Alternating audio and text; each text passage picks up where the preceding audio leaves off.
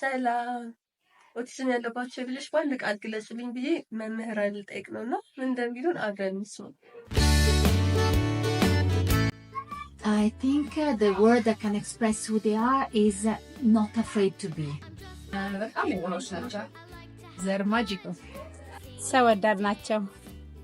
Oh, they're genius. Very genius. ታማኝ ናቸው። They are disciplined for routine and they have good memory. ፍቅር ናቸው። They are very confident and very fast. በጣም ልዩ ናቸው። They are genius. በጣም ፍቅር ናቸው። ንጹህና የዋሆች ናቸው። They are extremely sensitive, but they have a superpower of being very attentive to details. They are very lovely. At the same time, they can be sensitive. ለእኔ ሩያን ናቸው።